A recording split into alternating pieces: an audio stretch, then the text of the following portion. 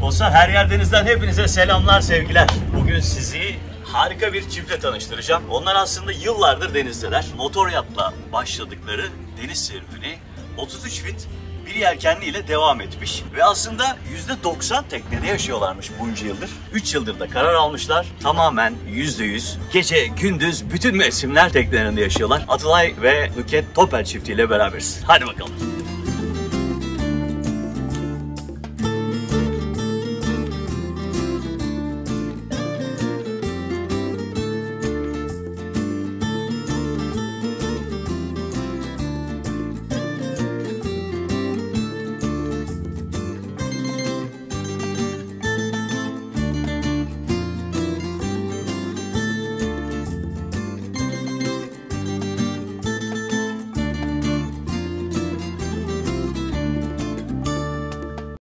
Dostlar, her yerdenizden hepinize selamlar, sevgiler. Yanımda dünya tatlısı bir çift var. Nüket Hanım ve Atılay Bey. Onların hikayesi harika. Çok uzun yıllardır denizdeler. Motor yatla başlayan serüvenleri yelkenliyle devam ediyor. Evet. Ve hatta biz sizle birlikte onların evlerine geldik. Kendilerini çok hoş bulduk. Siz de programa hoş geldiniz. Hoş bulduk. Hoş bulduk. Sağ olun. Her yer deniz dostlarıyla birlikte evinizde olmak bizim için gerçekten mutluluk verici. Dostlarımız sizi tanısın. Sonra bütün deniz serüvenine hep beraber başlayalım abi. Ben Atılay Topel. Çeşitli işler yaptım ticaret olarak. 50 yaşında hemen hemen dedim ki yeter aşkım. Biraz da tam gezelim. %80, %90, 15 yıldır teknedeydik ama bu sene 3.'ye giriyoruz. Artık evimizi de vererek teknede yaşamaya karar verdik. 12 yıldır Pendik'teydik. Pendik Marina'da yaşıyoruz. Ama malum fiyatlardan ve tavırlardan dolayı Yalova Marina'ya geldik. Çok da iyi yaptığımıza inanıyorum. Çok güzel dostluklar edindik hemen. Zaten siz iyiyseniz herkes iyi bizim Türk toplumunda. Öyle şimdilik burada yaşıyoruz ama 5-6 ay Haziran, Kasım arası devamlı Yunan adalarındayız. Şimdi hesapları duyuyorum, 5 binler, 10 binler, 20 binler havada uçuyor. Suyu almak için yemek yemek lazım gibi bir sürü şeyden biz 8-9 yıldır kurtulduk. Ve tamamıyla Yunan adalarında geçiriyoruz vaktimizi. Ayvalık'tan giriyoruz Midilli'ye. Midilli'den sonra Allah ne verirse rüzgar durumumuz. Öyle geziyoruz. Kasım'da da tekrar buraya döneceğiz. Marina'ya. Eviniz dediniz. Teşekkür ederiz. Gerçekten evimiz. Yüzen evimiz. Yüzen evimiz.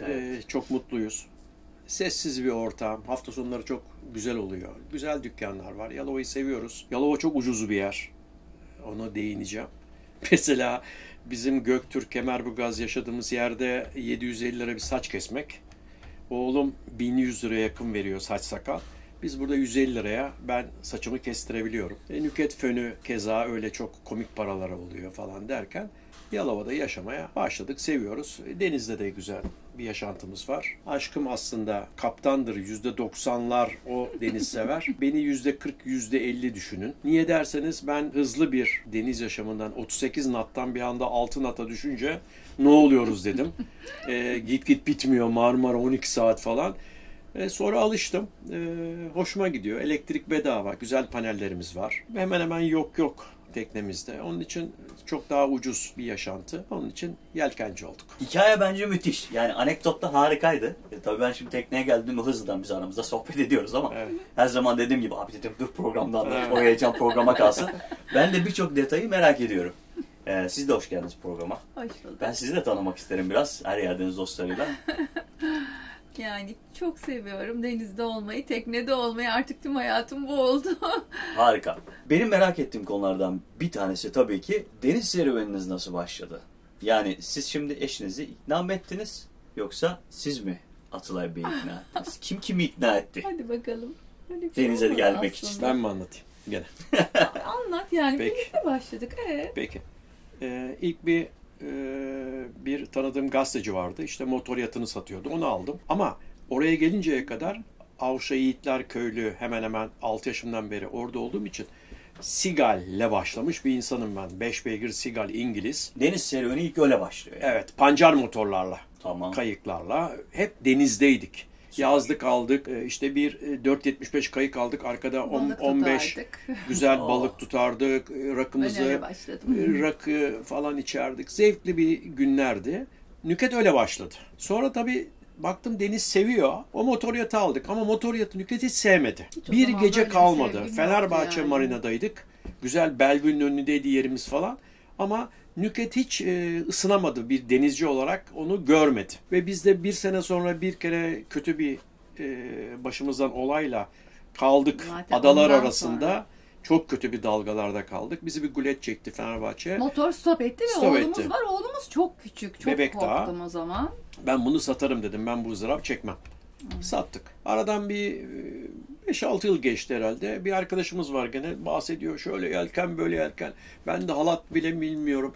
İpler diyorum, o kadar ipi ben ne yapacağım ben. Bir girdim fuarda. Bir de klostrofobiyim. Oh dedim, ben gece kalkarım burada. Nedir bu? Ya tamam derken bir 33'lük bir arkadaşımız, sıfır bir teknesi vardı. Fuara gitti. Fuara gittik. Fuarda duruyor.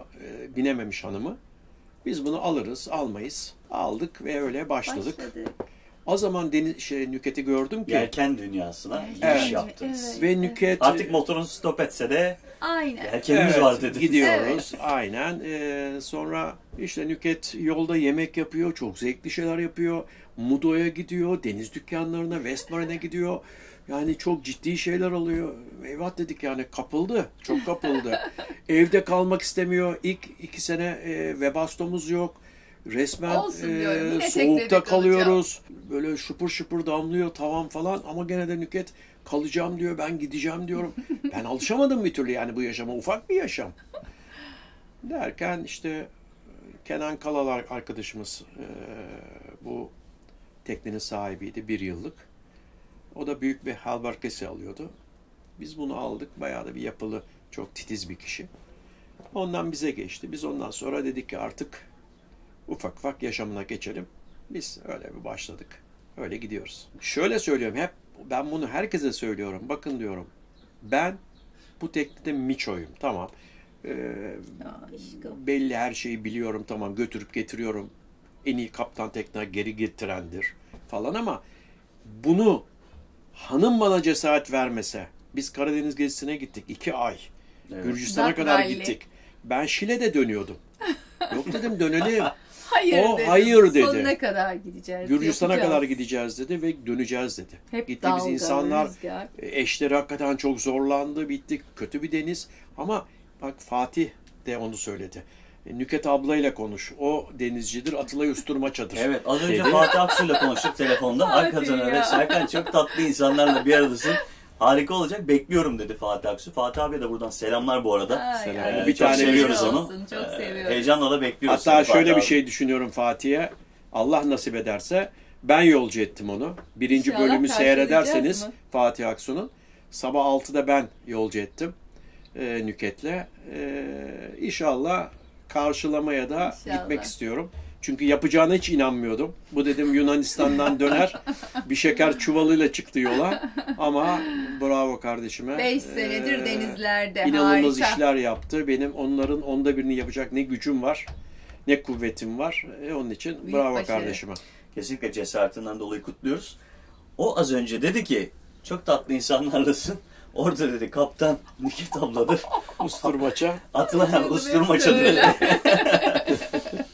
Çok tatlı sohbetti. Peki şimdi hikayeye geldi 33 fitten sonra işte şu anda 37 fit bir 37 fit Bavarya'dasınız. Bavarya'dayız. Bu tekne dostlar 2015 Bavarya Cruiser 37 fit 37 bir fit. tekne. 11 metre bir teknedesiniz. Evet, aynen. 11 metre tekne üzerinde yaşamaya bence ikna etmişsiniz diyeceğim Evet. artık. Aslında çok fazla denizleymişsiniz. Yani hikayeniz harika ve başlangıç noktasından itibaren çok güzel. Bir yelkenli olduğunuz için de bir yelken sever olarak ben mutluyum. Sizi dinlemek istiyorum. 3 senedir bir fiil artık teknede yaşıyorsunuz. Ve bizim aslında başlıktaki konumuz gibi teknede yaşayan insanları anlatıyoruz. Bize biraz bunu anlatın. Sizin için, sizin gözünüzden teknede yaşamanın tabii ki güzel yanları, işte buradaki sessizlik, dinginlik, konforu, iyi ve kötü yanlarını dinleyebilir miyiz? Ah, size nasıl anlatayım? İnanın benim için kötü hiçbir tane yanı yok. Yani o kadar seviyorum ki tam tersi karaya ayak basıp eve falan gittiğim zaman mutlu olamıyorum. Her şey var, her şeyim var. Her gün şükrediyorum. Yani, Daha minimalize yaşıyoruz. Evet, daha Suda, minimalize. elektrikte. Aynen. Sessiz, huzurlu. Dediğim gibi çok seviyorum. Yani hiçbir şikayetim yok. Nüket'e sorarsanız gerçekten evet, bir şikayet dinleyemezsiniz. Yok, evet. Yok suyu az, yok az yıkanıyorum, Tam şudur. tersi. Herkesin ideal kuaföre kullanması gidemiyorum. lazım. Asla Evet. ben ağzından böyle bir şey duymadım. Tam tersi. Ne güzel. Mesela yağmur yağacak, bana söylemez. Bakar oraya. Çünkü biliyor ki ben yağmurda gitmeyelim hadi Göktürk'e diye. gidelim, oğluma gidelim, Güzel ofise gidelim. diyorum. Ben kaçacak yer arıyorum. Gerçekten sosyalim ve insanlar böyle çok istiyorum. Nüket de o kadar değildir. O yalnız kitabını okusun. Evet, kitabımı okuyayım. Evet, biraz kitaplığınız galiba evdeki gibi büyük bir kitaplığınız Aynen. olmadı burada Evet. ama işte o minimal yaşamda insanlar diyorlar ya abi, hani çok klasik bir laf oldu artık, yani konfor alanını terk edeceksin gibi bir laf var. Aslında işte ne kadar güzel hayatı yaşıyorsunuzun altında evet bunun için bedel ödedik Evet.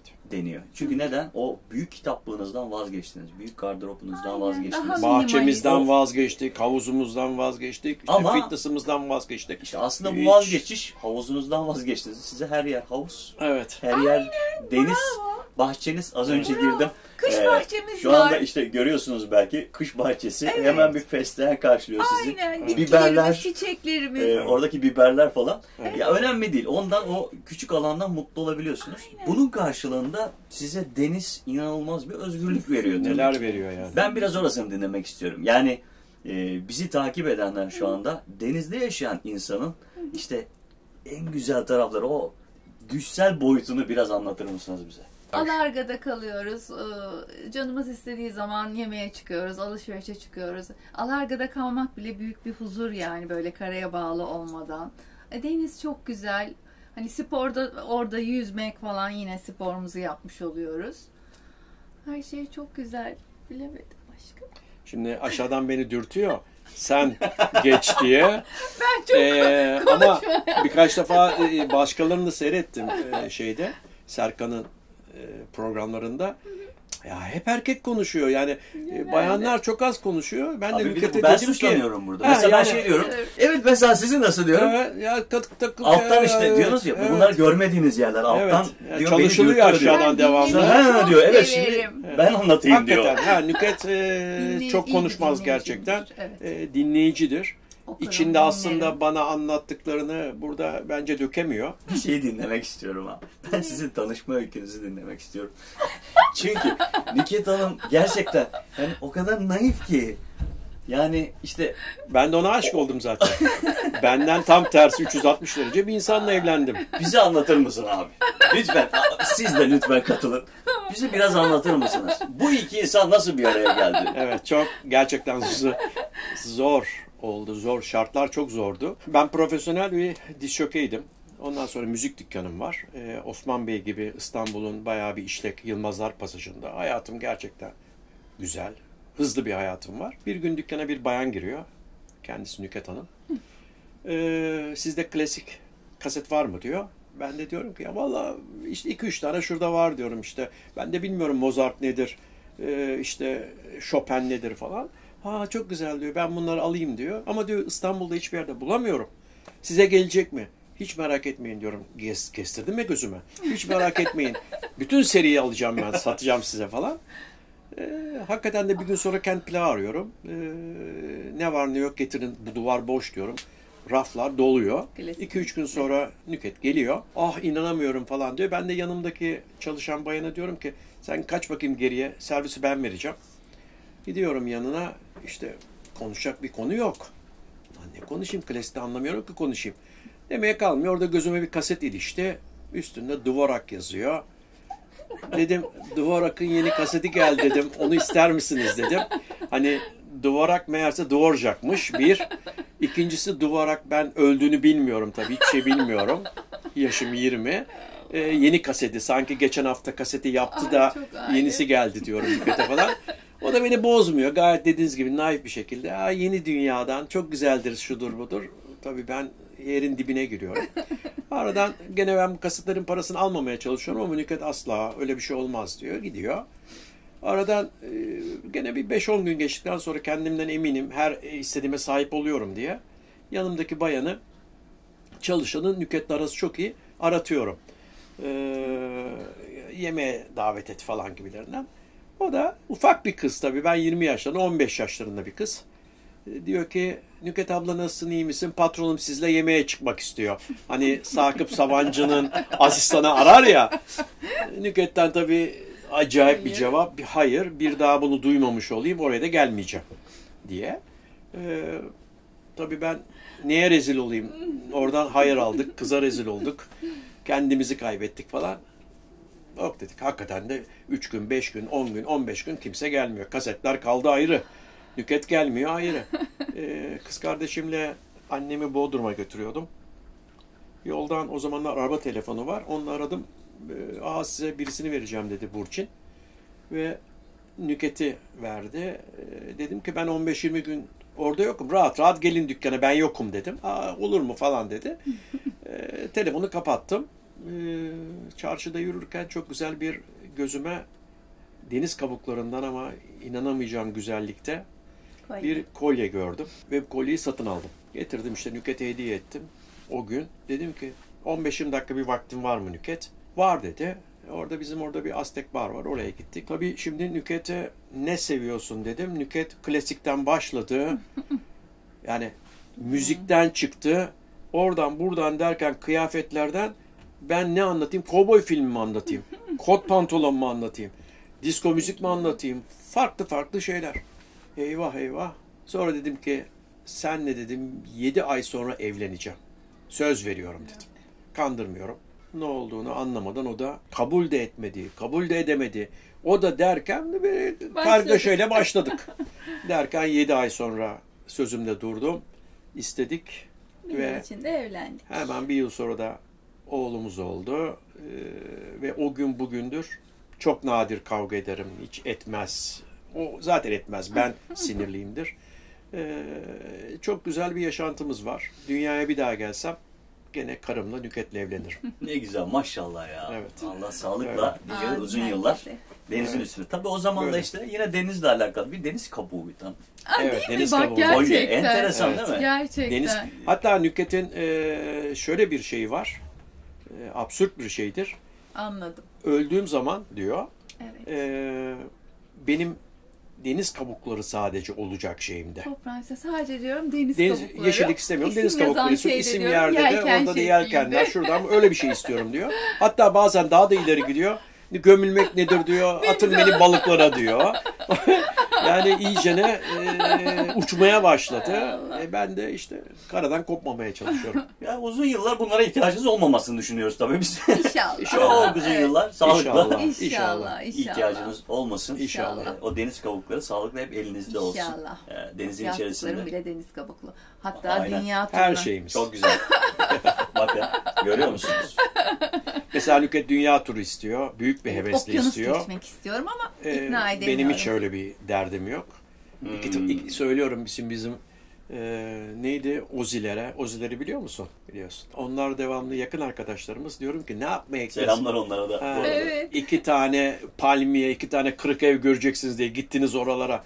Gelin bakın Ege ne kadar güzel, koylarımız cennet falan diye. Okyanus bir macera. Ama okyanusu hiç gözümde yok. Asla gitmem. Şimdi kadınlar sizi dinliyor, büyük bir keyifle izliyorlar. Diyorlar ki Nükhet Hanım nasıl sığıyorsunuz? 37 fit bir teknedesiniz ve işte saklama alanlarınız belli. Evet, çok İşte doğru. koltukların altında saklamanız var. Burada küçük küçük dolaplarınız var. Özellikle Aynen. söylüyorum küçük küçük dolaplarınız var. Evet, minik minik. Küçük bir yaşam alanınız var. Ve sizin şu anda hali hazırda bir eviniz yok. O evi kiraya verdiniz. Evet. Değil mi? Evet. Dediniz ki biz burayı kiraya vereceğiz. Özellikle altını çiziyorum bakın dostlar. Evet. Evleri yok. Yok. Kiraya verip tamamen denize gelmiş. Sokaktayiz. Şimdi bütün Ya denizdeyiz. sokakta kalmışlar. İşte bu hayat için görüyorsunuz birçok şeyden vazgeçtiniz. Evet. Çok. Nasıl sığıyorsunuz'a biraz cevap arıyoruz biz. Yani nasıl ısınıyorsunuz sorusunu biraz geçtik. Çünkü artık Ve baston. bastomuz var. Aynen. Karavanlarda Kalorifer. da, teknelerde de aynı şekilde dizel Hiç problem ısıtıcılarla ısınıyoruz. İşte bugün bayağı MPPT'lerimiz, işte sohbetimiz oldu. Abi güneş Evet, panellerimiz. Enerji olayını da geçtim. Gerçekten 37 fit bir teknede nasıl sığıyorsunuz ve 3 yılı geçtiniz. Evet. Bize bu konuları biraz anlatın. Kadınların sizi dinlediğinizi düşünerek Biraz bu konuya cevap arayalım. Minimalist oluyoruz tabii her şeyde. Kıyafet öyle bir sürü şey değil. Yeterli. Yazlık kışlık ayırıyorum. Onları ona göre şey yapıyorum, vakumluyorum. Ufalıyor, daha azalıyor şeyler, kıyafetler, atıyorum çarşaflar, nevresimler falan. Onları depoluyorum. Ve yiyecekler öyle işte dolaplar var, faş tahtaları var. Her şeyin altına koyuyorum, yerleştiriyorum. Fazla bir şey de aramıyorum açıkçası. Daha dediğim gibi her şeyi azaltıp daha minimalist bir yaşam. Çok iyi. Peki kendinize hiç soru sordunuz mu? Atlay, artık tekniği büyütmek lazım galiba. Girim o konulara. Evet. Girim o konulara. Evet. 37. Herkesin Hadi teknisi Atlay kendine abi. biraz küçüktür. 46. Yani bunu diyor musunuz? Diyorum. Her Yani gün diyor. oğlum falan Evet. gelip kaldığında, çünkü ben ikinci kamerayı depo gibi yaptım şu anda. Evet. Hani daha 3 kamera olsa bir kameraya olma verin, bir kamerayı yine depo yaparım. O yüzden fayda var büyütmekte. Ama, daha rahat şimdi yerleşirim. bak, Ama teknemi çok Sana ben bir seviyorum da. şey hediye edeyim. 42-45 bir katamaran hediye büyütür edeyim. herkes. Hiç para verme. İdame ettirmek çok zor oldu Türkiye'de. Doğru. Yani şimdi biz 46'yı düşünüyoruz, tamam. Bir yaşam daha büyük. Ama marinalar merhabada inanılmaz paralar. Yani Nerede kalmayacak. bu ne? Koylar. Ben de o tip insan değilim. Yani koyda kalayım da işte botla arada bir çıkayım karaya. Ben öyle bir tip Ben insan yaparım olmam. ama Yani olamam zor. daha doğrusu. Onun için benim bir marinada olmam lazım. Suyu evet almam lazım. Elektrik icap ederse almam lazım. Televizyonlarım çalışması lazım. Biraz hani evden çıktım ama tamamıyla de böyle körüne bir teknede yaşamak istemiyorum. Onun için 46 veya en kötü ihtimal bir 42 ile konuyu kapatmak istiyoruz. Ama bu tekne gibi bir dolu tekne arıyorum ben. Sıfır değil. Sıfır yoksa alabiliyorum. Ama onun ne usturmacısı var, ne radarı var, ne aletleri var. Ben Yani hazır. niyet var inşallah. Serkan bir tekne yapmış ne güzel. Büyüye geçiyor. Ben Serkan'ın teknesini alayım. Ticaret Yaşayan bir, adamıyım sonuçta. yaşayan bir tekne istiyorsunuz. Evet, ben yaşayan bir tekne istiyorum. Doğrudur. Evet, bu söyledikleriniz 3 yıl üzerine basa basa söylüyorum dostlar. Belki burasından izlemeye başlıyorsunuz diye. 3 yıl boyunca teknede yaşayan insanlardan dinliyoruz bunu. Yani 37 fit, 11 metre, hatta 11'den birazcık daha fazla fit olarak hesapladığımızda, ama 11 metre diyelim. Evet. 11 metre, 2 kameralı, bir tuvalet banyolu Evet. tekneden bahsediyorsunuz.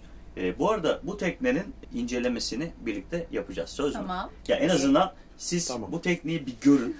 Ayrı bir bölümde yayınlayalım onu. Bu tekneyi detaylı olarak görün. Teknenin gerçekten büyük artıları var. Özellikle bu Salon. salonda Salon çok güzel. gerçek geniş bir Masası. alan sahip. Masa tam burada ada gibi ortada. Çok rahat ediyoruz şu anda. Burada bir sürü kişi oturup sohbet edip Aynen. akşam yemeği yiyebilirsiniz. 10-12 rekorumuz var. Harika. Yani birçok artıları var ama bunun yanında da küçük olmasının verdiği depolama alanlarınız, dediğiniz gibi Aynen, iki evet. kamera daha Evet. belki olsa Evet, çok rahat daha ederiz. rahat olur. Çift tuvalet banyoya geçsek. Aynen. Çok daha misafir Ama var. olduğu Nüket için. nelerden vazgeçti? Bir de orasına ufak değineyim. Evet. Nüket iş hayatında biraz da benim bayanlardan aradığım muhakkak topuklu olacak. Benim olmazsa olmazımdı. O bilekler Eskiden. Tony Black gözükecek. Ondan sonra kıyafetler güzel olacak. Devamlı fön çekecek. Hepsini bıraktım kıyafetlerin. Bir giydiğini bir topuklu daha giymeyecek. ayakkabıların. Gerçekten bir bayandan istediğim benim bunlar. Bunu sen Ben mi Başak arıyordun ha? Burcu'yum. Ben Evet. arıyorum. Ha, Evet. siz değil yani. Hayır.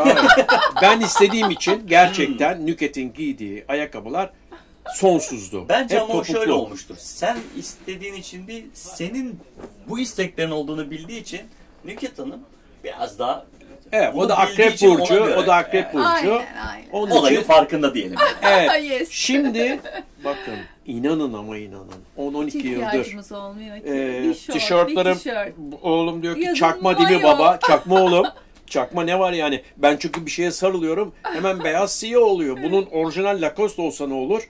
Olmasa ne olur? Bu hayata döndüm ben. Bir şort, 3 tişört, yemin ediyorum. Bir de kurulanma şeyi. Kendim hemen 2 dakikada yıkıyorum. Veya Çok gereksizmiş çamaşırhanelere gidiyoruz. Ama o gardıroplarda bizim nelerimiz varmış arkadaş ya. Nelerimiz varmış ya.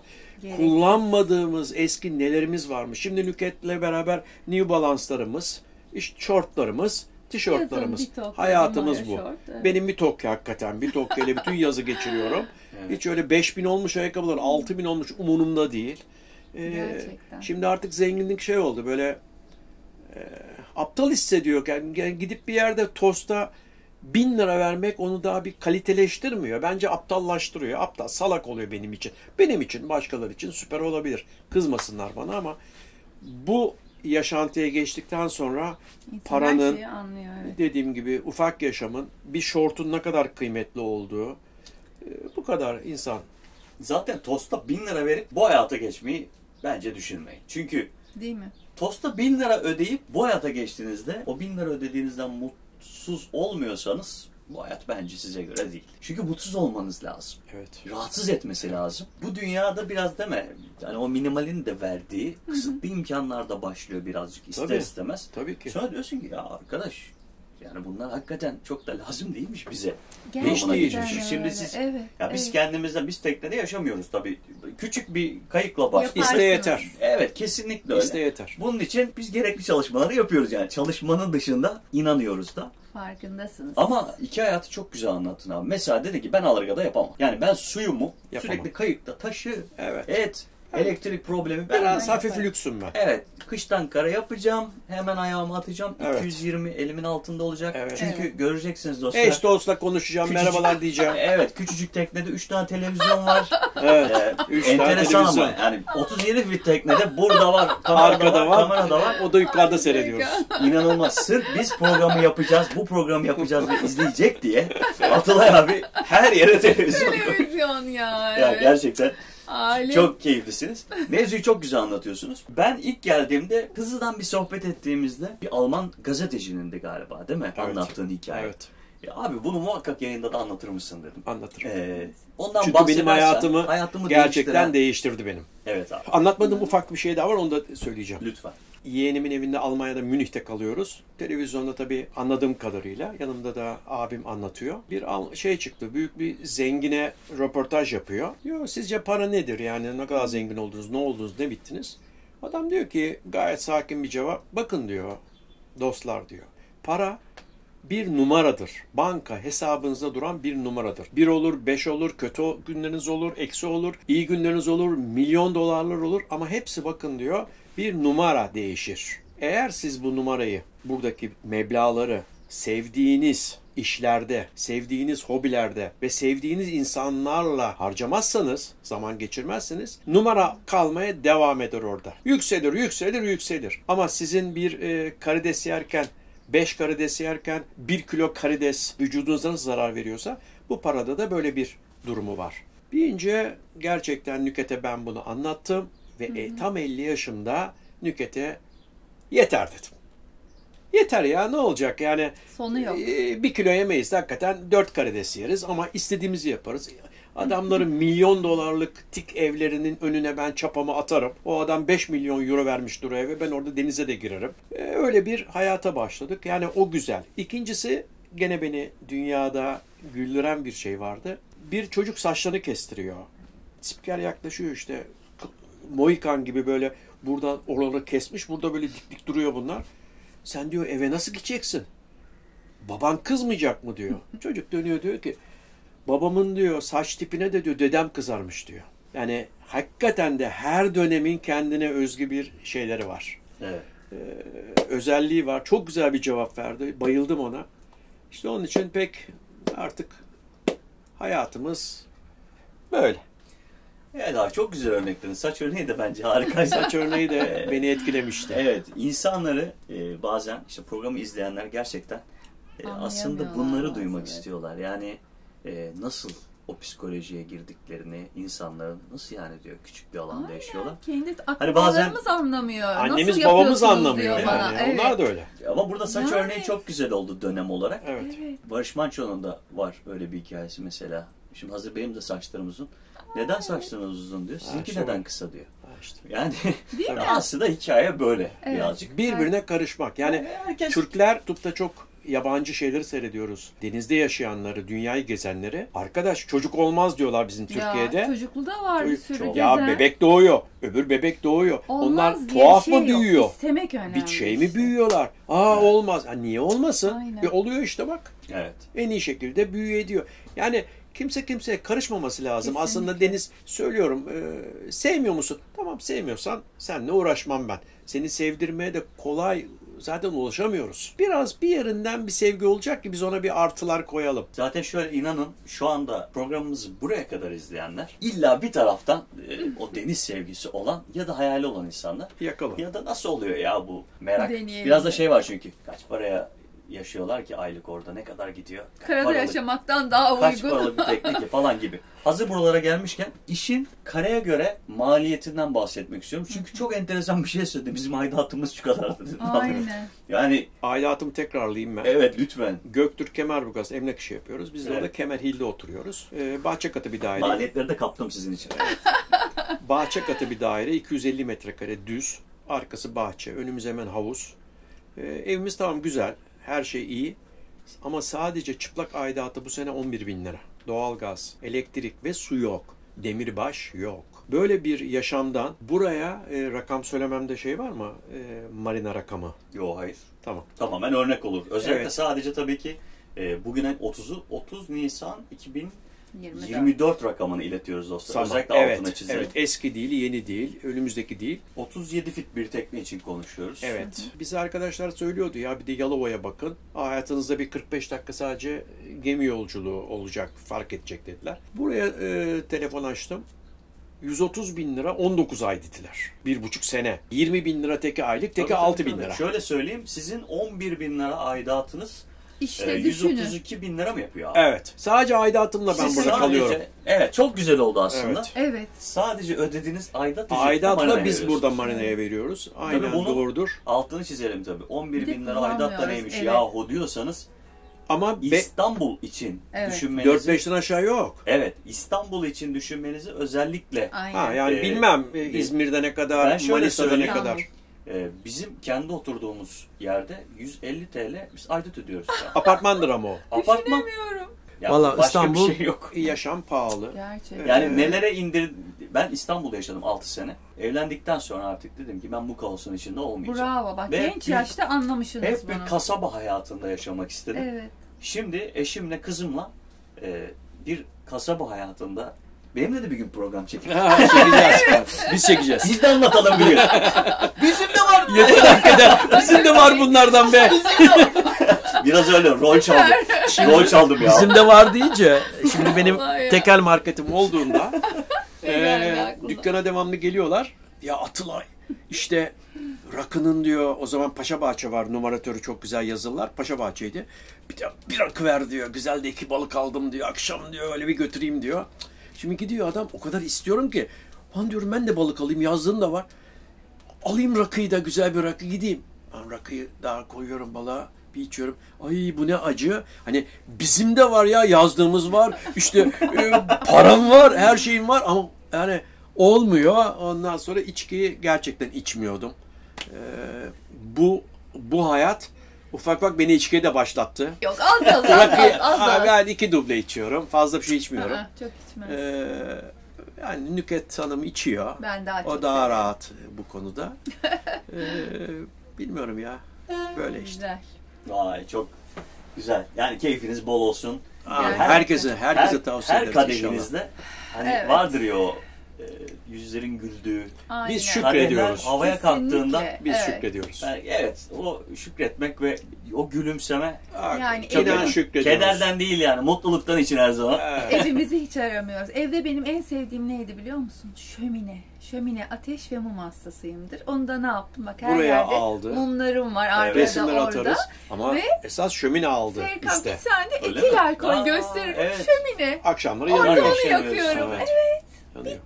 Ne Aynen, güzel. şömineyi de Aynen. yaptık. Ya her Ya. şeyin bir çözümü var yani. Aslında siz zaten doğayı seviyormuşsunuz. O odun kokusunu, o çıtır çıtır yanan odun kokusunu Bir mutlu ton oluyorsunuz. yakıyorduk Bayılırım. kışın. Bir ton. Değil mi? Evet. Yani ondan mutlu oluyorsunuz. Gerçekten. Yani bu evet. deniz hayatına Bak ne güzel anladı. Doğru. doğayı seven insanların o geçişi çok zor Daha olmuyor. neler var abi? Yani- Çadır var. Evet. Karavanı alalım var. Evet. Ya ben tutmasam bizim nelerimiz var Aynen. doğada. Ben öyle böcek yılan giderim lan giderim. O işlere girmem abi. Ben de girmem. tam tersi. Denizde Hiç öyle olsun bu iş. korkularım yoktur. Bence sen ikna edilesi bir insansın. Tabii. Ya buradan Aynen. çıkan sonuç. Fatih niye öyle söyledi? Tabii. Sen yani Üstürüm aşasın. evet abi yani Evet. beni Ulan. çok kale ben çok doğruları anlatırım. Kötü şeylerini Evet. anlatırım, iyisini anlatırım. Hani İyilik sürpriz olur. Mesela biz köpek besliyoruz. Herkes alıyor falan diye. Almayın, durun ya. Ben size kötülüklerini anlatayım. Evet. İyilikleri sana sürpriz olsun. Negatif, Yani, pozitif, artı, ama dikkat, eksi. alın hemen. Yelkenli alın. Onu hayır, dur. İsterse yapar. Ya bunun Durdurmam. karısı böyle yapıyorsun, kaçıyor. Yani söyleme bu insanları. Günahtır para. Hakikaten de tekrar burada yatıyor. Evet, genelde hep eşler gelmiyor O maalesef. pozitiftir. Çok pozitiftir. Enerjileri havaya gönderir. Ya. Gelir. Bir şeyler iste, gönder der. Ama ben hep çalışarak oralara bir şey göndermedim. Çalıştım, sahip oldum. Ben negatifimdir. Her şeyde negatifimdir ama. Nükette pozitiftir. Birbirimizi tamamlıyoruz işte. Ne güzel ya. Şu enerjiniz hiç bitmesin ya. Biz Evet. sizle buraya gelene kadar zaten fuarda da karşılaştığımızda. Evet. 35 yıllık da evliyiz işte. Hemen dedim. Evet, 35 yıllık evlisiniz. 35. O hani fuarda karşılaştığımızda da o enerjiyi alıyorsunuz. Aldım. Abi nasıl çekmeyiz biz size program? Aslında biz de program çek ya dedi Atı ya. Dedim abi geleceğim. Allah Söz ya. verdim. Muhakkak Evet, geleceğim iyi dedim. ki bugün geldin, evet. işte storylerde de arkadaşlar görmüştür. Yalova'ya gidiyorum dedim.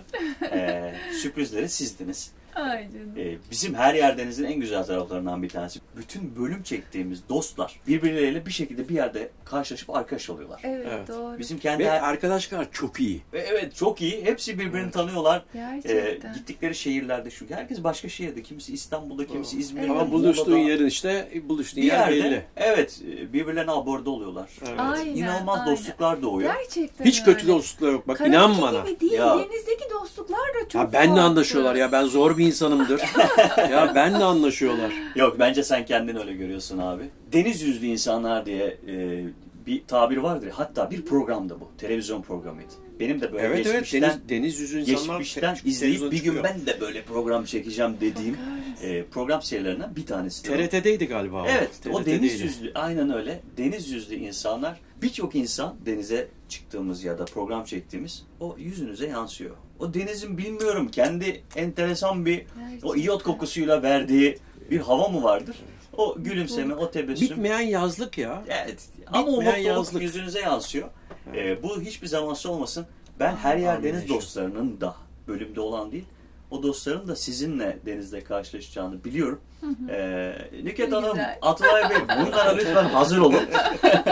Bunlar Güzel, başınıza süper, gelecekler. süper. Teknenizin adı My Way. My way. Kendi yolunuzda gerçekten çok mutlu, huzurlu günler diliyorum. Programa katıldığınız için ben İnşallah. çok teşekkür ediyorum. Biz teşekkür Biz Son ederiz. teşekkür olarak ederiz, geldi. Söylemek istediğiniz bir şey var mı Her Yerdeniz dostlarına? Ne kadar iyiliği de olsa deniz sürprizlerle dolu. Ona iyi hazır olmak lazım. Doğayla didişmemek lazım. Çok iyi hava, çok iyi su, aklınıza gelen her şeyi iyi analiz etmeniz lazım. Ve denemeden asla ve asla bir yelkenli almanızı Kesinlikle. tavsiye etmiyorum. Bakın, denemeden. Gidin bir sene, bir hafta, 3'er gün, 5'er gün muhakkak yatın, uyuyun, yemek yiyin, yemek yapın, dalgada gezin. Yani her şeyiyle, kötüsüyle, iyisiyle, yani bizim hayatımız sadece güzel bir koyda Instagram'a resim değil. Biz o koya gitmek için belki 2 günümüz, 3 günümüz gidiyor. 12'şer saatlik, 15'er saatlik yollarda. Teşekkürler. Yani her şey süt liman değil. Ama şöyle bir şey var. Her yer sizin. Sıkıldınız mı? Öbür gün başka yer sizin. Ve bitmeyen bir yaz bu. Bitmeyen bir tatil. Onlar iyilikleri. Gerçekten bitmeyen bir tatil bu. Onun için size en büyük tavsiyem minimal bir hayat ama ilk önce bir kiralama. Sonra gücünüze göre bir tekne. O teknede eğer durumunuz çok iyi değilse bizim gibi 33'ten başlamak, merdiven yapmak çok önemli. Ev alırken de bizim emlak işlerinde derim ki insanlara, yeni gençlere 1+1 alın, 2+1 alın ki bir anda 3+1 alamazsınız. Onu satarak, üstüne koyarak onu alın gibi bir felsefe söyleyeyim. Buraya geldiğiniz için, bizim evimizi bize ziyaret ettiğiniz için çok teşekkür ederiz. Sağ ol İsteyen kardeşim. herkesin olsun inşallah. İsteyen Evet, herkes. isteyen herkesin olsun. Evet. Çok teşekkür ederim. Çok sağ olun. Sizin var mı Biz söylemek teşekkür istediğiniz bir şey? ederiz. Dediğim gibi isteyen herkese Allah nasip etsin inşallah, öyle diyorum. Gerçekten çok güzel. Çok teşekkür ederiz. Çok teşekkür ederim. Biz şimdi kameralarımızı kapatıp elimize alacağız. Tamam. Ve Nükhet Hanım'la da biraz gezeceğim. Biraz onun ağzından da tekniği dinleyeceğim. Kıştan başa doğru birazcık tekneyi kurcalayacağız. Müsaade var mı? Tamam, Tabii. okey. Tabii. O zaman birlikte biraz tekneyi gezmeye geçiyoruz. İzlediğiniz için çok teşekkürler dostlar. Ben Serkan Yıldız. Her yer deniz olsun. Mutlu kal kardeşim.